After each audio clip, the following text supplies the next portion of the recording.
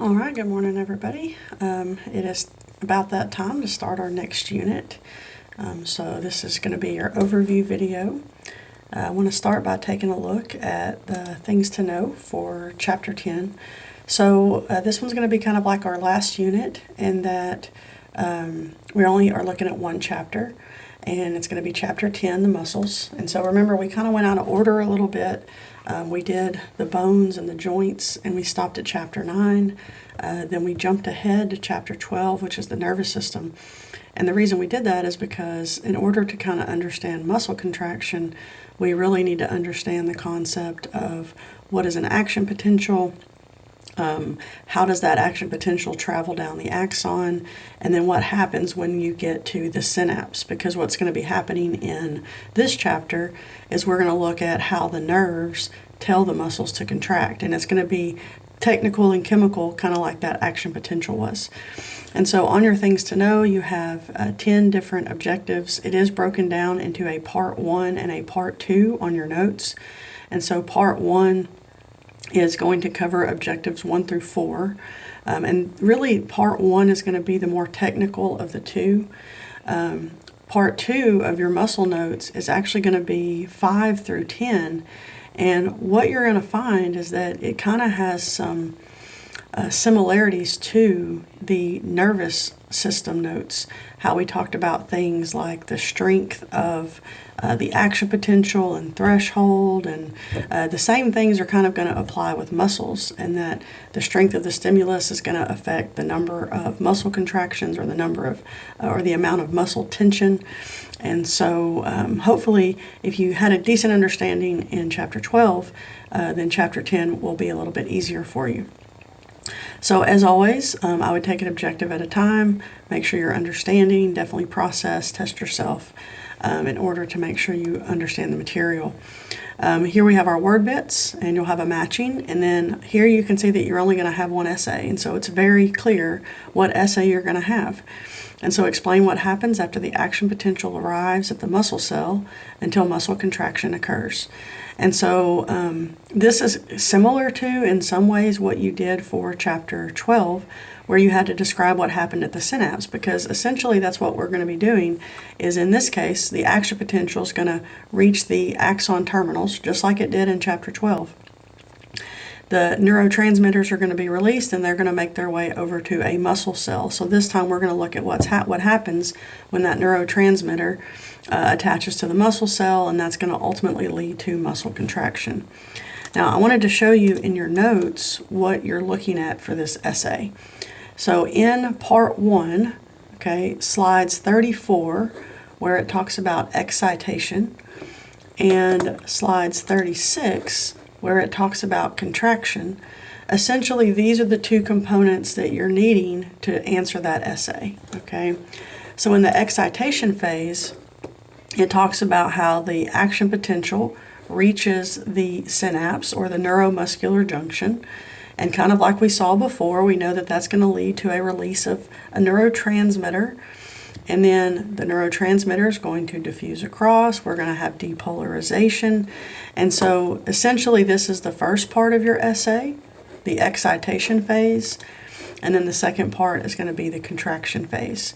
So it's pretty technical. You do need to kind of have an understanding of actin and myosin and calcium and how that stuff is all working together.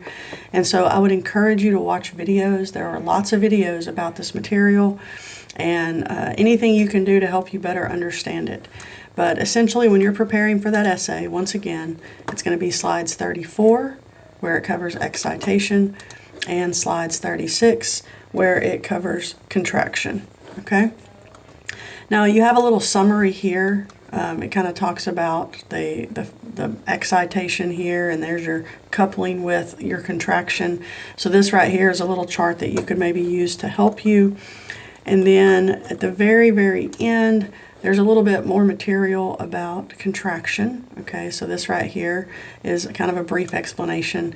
So there's several different things that you can use to help you. And of course, like I said, there's lots of videos. You have other videos on Moodle, little short animations. Some of these you have to watch for a grade. I included just a very simple Amoeba Sisters. and I included some crash courses. So all of those could be helpful in learning this material. Now, in terms of the rest of the class, we're going to be moving along like normal. I'm still a little bit concerned about some of these Respondus tests. I just want to remind you that when you're taking a test, your eyes need to be on the computer screen. Okay, I've got some people that they are constantly looking off to the side, and that is very worrisome because to me that says I'm looking at papers.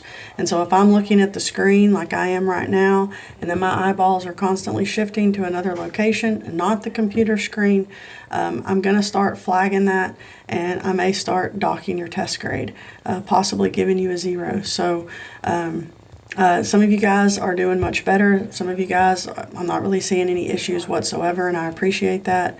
But I want to continue to encourage you to take your test in the testing center. It's a lot less, questionable as to whether or not you're doing the material correctly. And to be honest, I just want you guys to know what you need to know. Okay, this class is really important. If you're moving on forward to nursing school, you're going to need to know the material, and I really just want to make sure that we are all doing it the right way.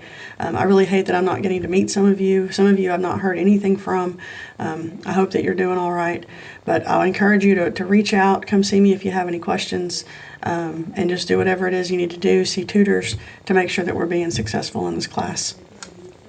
I think that pretty much wraps it up for Chapter 10. So all of this material is going to be due on May 5th. And I just wanted to kind of explain again on your test, the reason it's due at 8 o'clock is because the testing center closes at 8. And so if you're taking it on Respondus, it also needs to be done by 8 o'clock. And after this, we only have one more kind of general lecture unit, and then we'll be gearing up for the final. Also, you should be getting an email soon about the survey, the TC survey, where you kind of complete some questions about me and the course and you.